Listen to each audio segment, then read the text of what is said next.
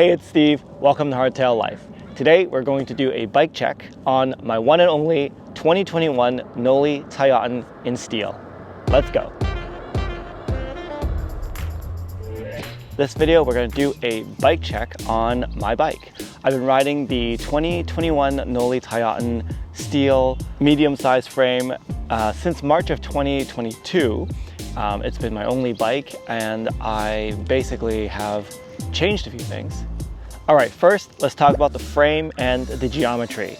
This bike can be had in two materials, steel and titanium. Mine is the humble steel, which I think that's all I need, but it does come in titanium for those who like something a little extra fancy. As far as I can tell, there's not a huge difference. I think the titanium gets a few bonuses, like a special head badge. I believe it gets internal routing for more of its things. But other than that, the geometry is identical between the two. Speaking of geometry, I can put up the geometry on screen somewhere here, but the gist is this is made for aggressive North Shore gnarly riding. So it's got a slack head angle, steep seat angle so you can still pedal. It's got a pretty low bottom bracket, long wheelbase, short rear center, I believe that's what it's called. Long reach, short rear, so it's playful but stable on the descents. All in all, it makes for a very fun bike to go down and manageable on the up. I like pedaling. I don't shuttle very often. I pedal most of the time, and I can say that yes, this bike will get you to the top. Maybe not in a hurry, but it will get you there. All right, next let's talk about the suspension. In short, very simple in the back, it's got none. In the front, it comes with the, well, let's start over. When I first bought it, I bought mine as the NX spec, and it comes with the Marzocchi Bomber Z1. Meg also got a Tyaughton, but she got the GX spec, which is one level higher, and she gave me the fork that came with, which is a Fox 36. So we basically swapped forks. So I am currently running her fork. It's the Fox 36. At one point, I even tried rigid mountain biking, so that was really simple with no suspension, front or back, anywhere to be had. I was borrowing my friend Andrew's setup. It was a RSD 510 aluminum fork. You can see in this video here of how that went. I am back on the suspension fork for now. Next, let's talk about the wheels and tires. So the wheels that it came with, the Spank, oh, I forget the name, I'll put it on screen. The wheels that the bike came with, stock, were totally fine up front. Unfortunately, I broke two alloy wheels in the rear in this since 2022 when I got my bike. And so what I've done is I've actually upgraded to a carbon wheel. I got this carbon wheel hand built by Jeff at Essential Cycle. You can check out the video here. I don't actually notice any difference between a alloy wheel and a carbon wheel while riding, except for the fact that I have yet to break this carbon wheel. I don't think about it at all. I think some hardtail riders like me, we don't think about the rear end of our bike very much. It's bouncing around, it's hitting things. So the simpler and more durable and more bomber that rear end can be, the better. So the best thing I can say about this carbon rear wheel that Jeff built for me is that I don't have to think about it. It just works day in, day out. It takes all the abuse and I never hear from it. So it's a very one-sided relationship, but it's working. In terms of tires, this Tyaughton comes with an Assegai up front, a 29er, and a 29er DHR2 in the back. This bike was designed to run 29ers front and back, although I am kind of curious to try mulleting it and running 27.5 plus in the back just to see one day. I hear that the bottom bracket's quite low, so that may or may not work out. So stay tuned for whatever happens there. As for tire pressure, I run 20 PSI front and back all year round, rain, shine, climb, descent, just to keep it simple. I do have a Cush core insert in the back wheel. All right, next is Drivetrain. Oh, this is going to be good.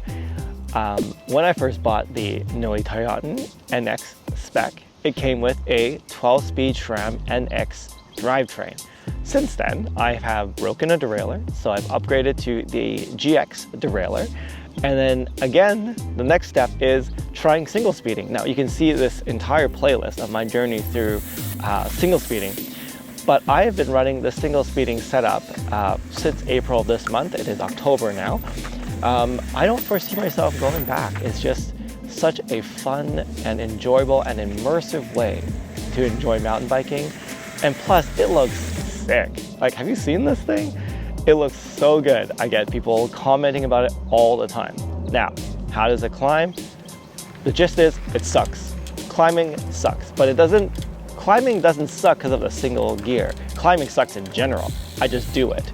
So if anything, the single gear makes climbing more interesting because I'm using my whole body instead of just shifting to the big giant plate and spinning.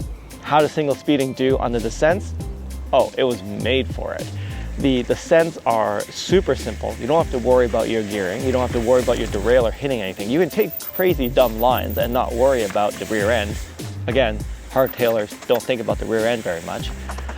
And there's no chain slap. The chain is solid. It's not going anywhere. So how does single speeding work for downhill? Perfect. The only place it sucks is if you have a flat or a slightly downhill where everyone just shifts into their 10 tooth, 11 tooth, and they're gone, and I'm spinning and I'm not getting anywhere. So that's the only time that single speeding kind of sucks. Let's talk about single speeding on the Tyaughton for a second. One thing you'll notice is that the Tyaughton does not have sliding dropouts or anything in the rear triangle that allows for it to adjust the chain tension once you decide to go single speeding. So the ingenious solution that my friend Andrew came up with is to actually come up with a chain tensioner. It is a MRP G5 that attaches to the bottom bracket tabs, and there's a little pulley that just pushes up on the chain, and then you can adjust the angle of the chain tensioner to adjust the tension on the chain. So that way the rear triangle and the whole rear area can be totally clean. There's just a cog. There's no, actually I'd argue it's even cleaner than sliding dropouts because there's nothing there. So that's a really cool idea that Andrew helped implement, and that's what allows you to go single speeding if you don't have sliding dropouts. I believe Andrew has also come up with a whole article on how to single speed your bike in a non-conventional way if you don't have sliding dropouts. So I'll throw the link up on screen here. All right, up next is brakes. Again, when I first got the bike, it came with SRAM guide brakes. It was enough to get me going, but it wasn't enough to get me stopped. I didn't even plan that. I found that it would fade. I hope I'm using the terminology right, where after the kind of riding I was doing and the descents, it would just lose the power. I can feel that I would have to squeeze harder and harder and harder just to get that level of stopping power. When Meg got her Tyaughton in the GX spec, it was spec'd with the Magura MT5. So all I did was go, hey, I'm just gonna upgrade my brakes. So right now I'm riding the Magura MT5s and they work great. I have no complaints. The only thing I've noticed is that the Maguras don't have any special cams or anything. I hope I'm using the terminology right, where they basically sit very close. The pads and the rotors sit very close together and they have a very linear feel. And that's part of why it feels so good, but it's very easy for it to get knocked out of alignment, so you're not constantly, but you should just realign them from time to time, maybe reset the pistons. So my understanding then, or my feeling on this is that these brakes work great, they're priced great, they feel great, but they have very tight tolerances, so it's easy to get a ghost rubbing noise, it's easy for it to bind if your rotors have been like smacked and they're slightly bent. So yeah, get to know your local bike shop really well and you will love these brakes. All right, let's talk about the Cockpit. So obviously the grips and the pedals and all that is very personal. Right now I'm currently running Chromags. I believe it's the Square Wave XL grips and the Daga pedals. The saddle is the one that came with the bike. It is a SDG Teles, nope, that's a dropper. I don't actually know what the saddle is. It works. I'm not in my saddle very often while descending. I don't think many people should be. But I'm also not in the saddle very often when I'm pedaling up because With a single speed, you're out of the saddle quite a lot of the time. So with the saddle, I don't know what it is. I'll throw it up on screen, but it works, I guess. There's a tear in it, I don't even notice. So yeah, I may replace it one day just because it looks a little bit janky. I'm also running a half clip right now, so it's a helmet or accessory holder. It takes the place of a 5mm spacer. So basically you take one of your round spacers out, you put the half clip on, you put everything back together, and you can just strap your helmet for a long climb, or you can strap, I don't know, your kids' rain gear if they are complaining that they don't want, I don't know. You can carry things with you on the service road climbs in a pretty unobtrusive way. Let's talk about those pedals a little bit. When I first got this bike, I don't think it came with any pedals. Most bikes, most higher end bikes don't. I just got the 1UP composite pedals, which I think are still the best bang for the buck pedal, that if anyone is just looking for a pedal to get started, just get those ones. They work really well and they're priced really great. And I would, I think, keep running those, except for the fact that I found that in certain situations, so in my local Fiverr Enduro race situations, I found that I couldn't keep my rear foot on the pedal. So I went with the Chromag Dagas, which are, I think, the most aggressive, or one of the most aggressive flat pedals available.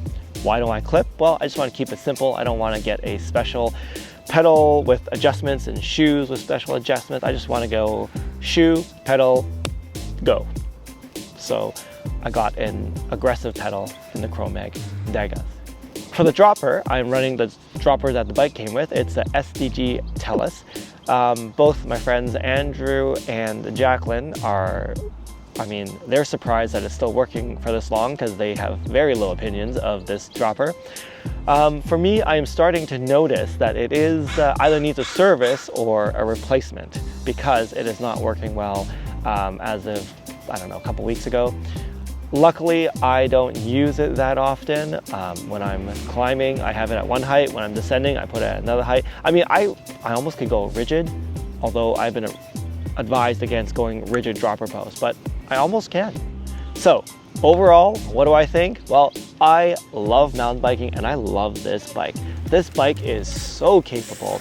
It is it's the passport to joy and happiness, and I don't know what I would be riding if it weren't for this bike, but I'm pretty sure that whatever it is, it would either be very comparable or the same one, because when people ask me what my next bike is, I don't have an answer. This is my bike. I don't need a next bike. I mean, what kind of upgrades would I do? Only aesthetics, right? I think it would be pretty sweet if I had blue hubs, just to continue the whole blue theme, but other than that, it's good, right? I'm just making sure that I keep my brakes serviced. I have to service my dropper. There's a bit of a creak coming from my bottom bracket or pedal, so I should probably service that. But this bike is everything that I need and I'm looking for when I go mountain biking. Like I said, where do I ride? I ride this bike everywhere. One time I even went to Whistler and pedaled up to Dark Crystal and rode Dark Crystal with the other Knolly ambassadors and Knolly athletes. Oh, by the way, that was done when it was in its rigid single speed form. So what does that tell you? This bike is capable. It will go as hard as you're willing to go. It will definitely go harder than I'm able to go. So I don't need anything more. This bike encourages me to do everything that I'm comfortable with, and it's ready for when I'm ready for more. Now that being said, I'm definitely open to trying new things. So there is the idea of trying a mullet setup maybe, we don't know. I'm definitely interested in trying the rigid setup again, but with a different bar and grip, because that was definitely something that I felt held back with when I did the rigid single speed. So maybe stay tuned for that and we'll see where that goes. So I think that's that. I mean, we do hardtail community rides. We try to do that once a month. If you're around, I'd love to show you the bike. This bike is incredible. I'm hoping to change some minds about hardtails, about single speeding, maybe even rigid biking. I'm still trying to change my own mind about that. But yeah, would love to show this bike off. Would love to see what bikes you're riding. Are you riding a hardtail? Where are you in that journey? I'd love to hear. Anyways, if you're relatively new to riding but you love it and you want to do it all the time, then you've come to the right place. We're eager to ride all the trails and to learn all the things, so make sure you subscribe and follow along on our mountain biking adventures. Thanks for watching, and see you in the trails. I do keep a cush core insert in the rear tire though, so that helps with just making sure that I don't